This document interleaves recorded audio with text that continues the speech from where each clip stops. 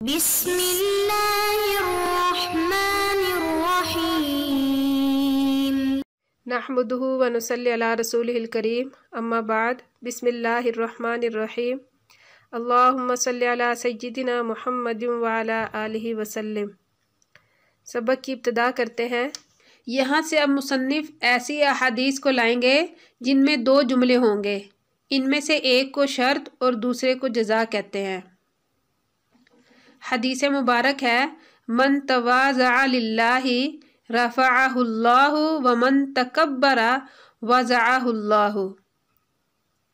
مشکل الفاظ کے معنی تواضع بمعنی ذلیل ہونا، عاجز ہونا، وضع با فتح سے ہے تواضع خود سے چھوٹا بننا، رفع با فتح سے ہے اٹھانا، اور باب کاروما سے ہے عالی مرتبہ ہونا۔ حدیث مبارک کا ترجمہ: جو اللہ کے لیے تواضع اختیار کرے تو اللہ اس کو بلند کرتا ہے، اور جو تکبر کرے اللہ اس کو پست کرتا ہے۔ حدیث مبارک کی تشریح۔ اب تکبر کہتے کسے ہیں؟ کبر کہتے ہیں کوئی شخص ان اوصاف سے زیادہ کا دعویٰ کرے جو اپنے اندر رکھتا ہے، اور صغر کہتے ہیں اپنے اصل مقام سے بھی اپنے آپ کو نیچے گرا دے، جس دعوے کا وہ حق رکھتا ہے وہ اس کو بھی ترک کر دے۔ ان دونوں کے درمیان تواضع ہے۔ یہ اعتدال کا مقام ہے کہ اپنے آپ کو نہ حد سے زیادہ بڑھایا جائے اور نہ ہی حد سے نیچے گرایا جائے۔ انسان کا اصل کمال اعتدال کی راہ پر اپنے آپ کو جمائے رکھنا ہے۔ اس تمہید کے بعد اب حدیث کو دیکھا جائے کہ حدیث بالا میں فرمایا جا رہا ہے متکبر مغرور شخص خود کو بڑا عظیم اور عزت والا سمجھتا ہے اور لوگوں پر اپنی فوقیت دیکھتا ہے، مگر وہ خدا کے نزدیک ذلیل اور حقیر ہوتا ہے۔ اس کے برخلاف جو شخص تواضع یعنی درمیانی راہ کو اختیار کرتا ہے، اگرچہ وہ اپنے آپ کو اپنی نظر میں حقیر جانتا ہے مگر وہ خدا کے نزدیک بلند مرتبے والا ہے۔ تو کبر اور صغر کے درمیان جو درمیانی راہ ہے اس کو تواضع کہتے ہیں۔ تو درمیانی راہ شریعت کو پسند ہے، اسی وجہ سے نبی کریم صلی اللہ علیہ وسلم کی دعاؤں میں یہ ہے اللہم اجعلنی فی نفسی صغیرا وفی اعین الناس کبیرا۔ ترجمہ: اے اللہ مجھ کو میرے نفس کے نزدیک چھوٹا بنا اور لوگوں کی آنکھ میں بڑا بنا۔ حدیث مبارک ہے من لم یشکر الناس لم یشکر اللہ۔ حدیث مبارک کا ترجمہ: جس نے لوگوں کا شکر ادا نہیں کیا اس نے اللہ کا بھی شکر ادا نہیں کیا۔ حدیث مبارک کی تشریح۔ اس حدیث مبارک کا مطلب محدثین یہ بیان فرماتے ہیں کہ اللہ تعالیٰ کے شکر کی ادائیگی اس میں پوشیدہ ہے کہ اس کی اطاعت اور تابع داری کی جائے، اور یہ کہ اس نے جن انسانوں کو ظاہری طور پر اللہ تعالیٰ کی نعمتوں کے پہنچانے کا اس تک واسطہ اور ذریعہ بنایا ہے ان کا شکر ادا کرے، اور جو حکم دیا ہے اس کی پیروی کرے۔ تو اس شخص نے اللہ تعالیٰ کی اطاعت اور پیروی نہیں کی جس نے ان لوگوں کا شکریہ ادا نہیں کیا جن کے واسطے سے اللہ نے اپنی نعمتیں اس کو دی ہیں، جیسے کہ والدین پالنے کا ذریعہ بنتے ہیں، استاد علم کا ذریعہ بنتا ہے۔ تو اس طرح جو کوئی بھی ذریعہ نعمت ہے اس کا شکریہ ادا کرنا چاہیے۔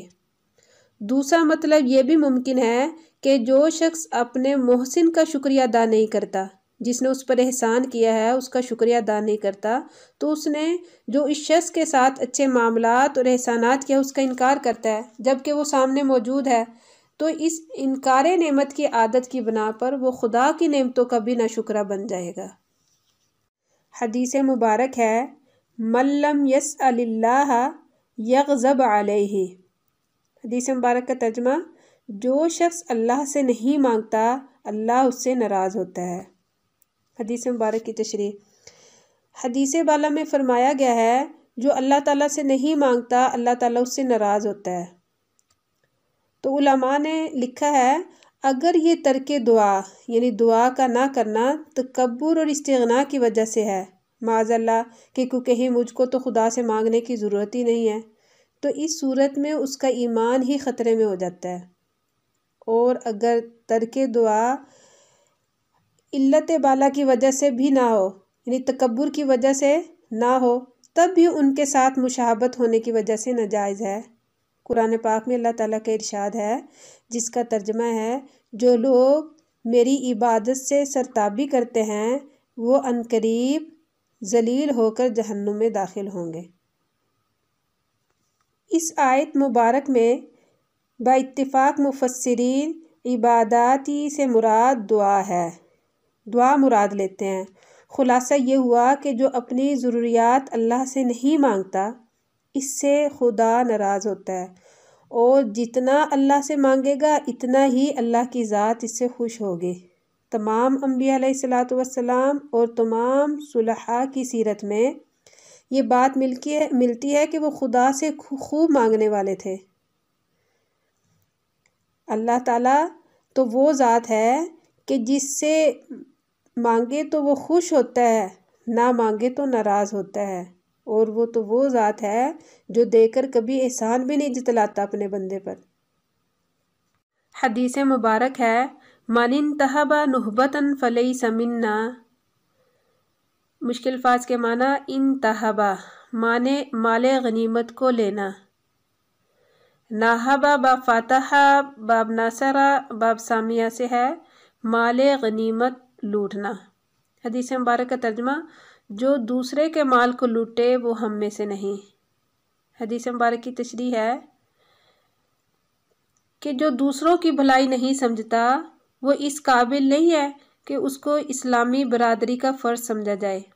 کسی وجہ سے حدیث مبارک میں فرمایا گیا ہے کہ یہ شخص ہم میں سے نہیں ہے۔ علماء نے فرمایا ہے جو دوسرے کا مال لوٹے، خواہ وہ مسلمان کا ہو یا غیر مسلم کا ہو، یہ حرام ہے۔ حرام ہونے کی وجہ یہ ہے کہ اس میں حقوق العباد کی صرف پامالی ہی نہیں بلکہ اس خبیث حرکت کی وجہ سے معاشرہ اور سوسائٹی کا امن و سکون بھی تباہ ہو جاتا ہے، اور اسلام تو امن و سکون کا ضامن ہے۔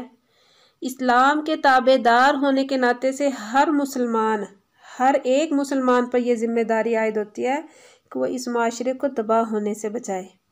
تو یہ اسی وقت ممکن ہو سکتا ہے جب کہ آدمی دوسرے کے مال، جائیداد اور دوسرے کے حقوق کی ایسے ہی حفاظت کرے جیسے کہ اپنی چیزوں کی کرتا ہے۔ وہ اپنی چیز پر کسی کی دست درازی برداشت نہیں کرتا، اس طرح یہ بھی دوسرے کے ساتھ ایسا معاملہ نہ کرے۔ حدیث مبارک ہے، من دل علی خیر فلہ مثل اجر فاعلہ۔